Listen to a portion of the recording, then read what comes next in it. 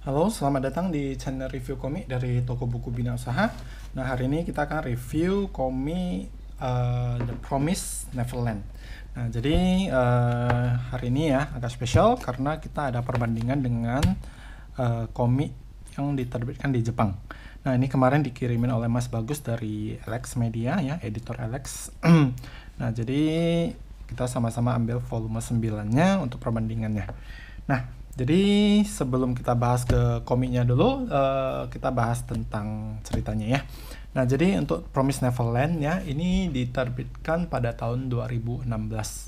Nah, ini merupakan salah satu komik yang sangat laris, tapi saya nggak tahu kenapa dia nggak dibuat versi premiumnya, versi paperbooknya. Ini dibuat versi reguler. Jadi untuk komik ya, ini yang versi regulernya. Untuk yang premium dia lebih tebal ya, tapi nggak diterbitkan.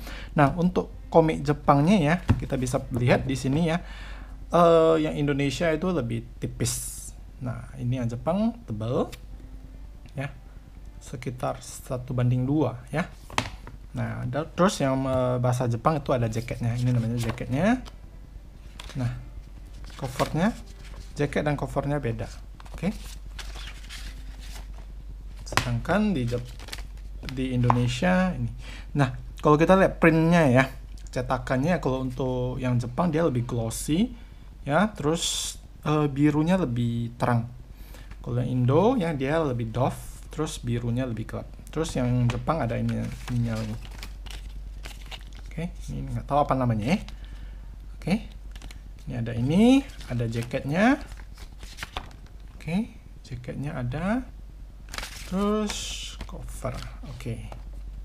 Jadi satu perbandingan. Nah, ini diterbitkan tahun 2016, tamat di volume 20 ya. Jadi tamat itu tahun 2020. Jadi dalam 5 tahunan sudah tamat. Nah, selain ada manga ya, dia juga ada namanya spin-off. Jadi spin-offnya satu volume. Terus ada animenya juga, ada live action film, terus ada live action series. Jadi tahun 2020 ini ya katanya dari Amazon sama Touchstone Television ya, mereka mau bikin seri dari Promised Neverland ini dalam bahasa Inggris. Jadi bahasa Inggrisnya live action series. Jadi mungkin berapa episode gitu ya. Kalau live action movie kan, live action film kan satu film tamat gitu, mungkin 2 jam atau gimana. Ini live action series, jadi nggak tahu ini berapa panjang, tapi masih dalam proses ya. Jadi ini salah satu manga yang cukup terkenal dan mendapatkan Taisho Award di tahun 2017. Nah, juara ke-10 ya. Dapat nominasi untuk Taisho Award di tahun 2017. Oke.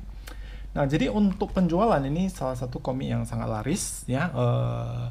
Di pasaran sekarang ya untuk volume 2-nya sudah susah dicari, rata-rata sold out, termasuk di toko kita juga sudah sold out. Oke. Nah, jadi ceritanya tentang di tahun 2024, untuk cerita ini ya, Promised Neverland di tahun 2045 ya, ini adalah Emma. Ya. Emma itu umur 11 tahun, dia tinggal di satu tempat namanya Gracefield House, jadi kayak rumah panti asuhan gitu lah. Nah, jadi di sana ya dia tinggal dengan 37 orang teman-temannya.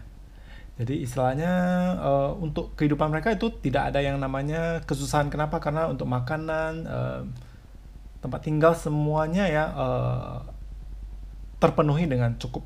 Nah, terus ada seorang penjaga mereka yang mereka panggil ibu, namanya Isabella. Ya, mama mereka. Oke. Jadi Emma dengan 2 orang temannya itu Ray dan Norman ya, mereka 3 orang yang paling best di panti asuhan itu.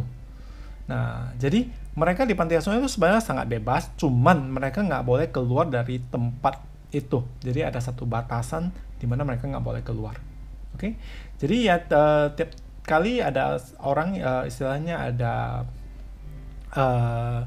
teman mereka yang diadopsi gitu ya. Nah, suatu hari ada salah satu temannya yang diadopsi, tapi ya setelah Emma dan Norman itu mengikuti dia, ternyata dia dibunuh.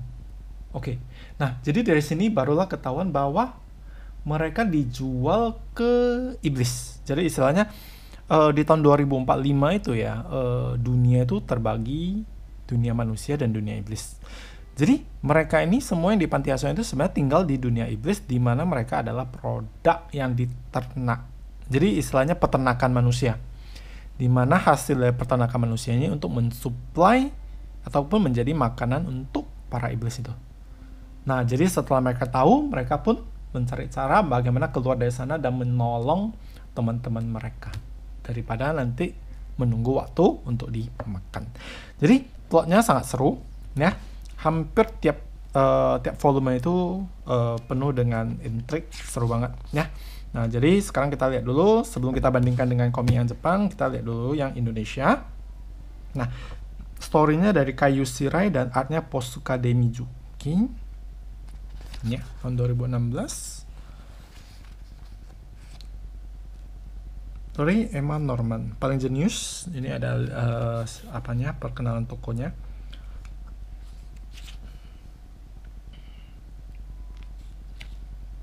Nah, ini volume 9 sudah terbit sampai volume 12 kalau nggak salah.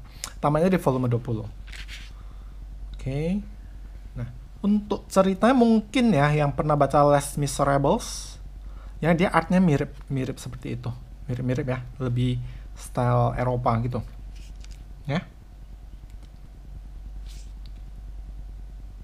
Nah, ini gimana? Seperti ini. Jadi very recommended ya, sangat rekomendasi sekali komik ini, bagus ceritanya dan juga nggak panjang banget, 20.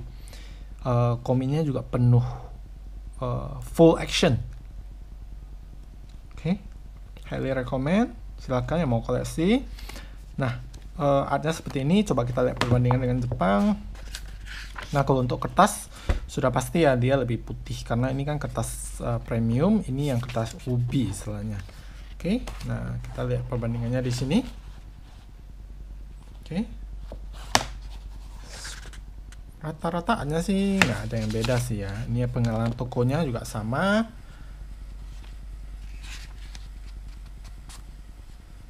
Oke,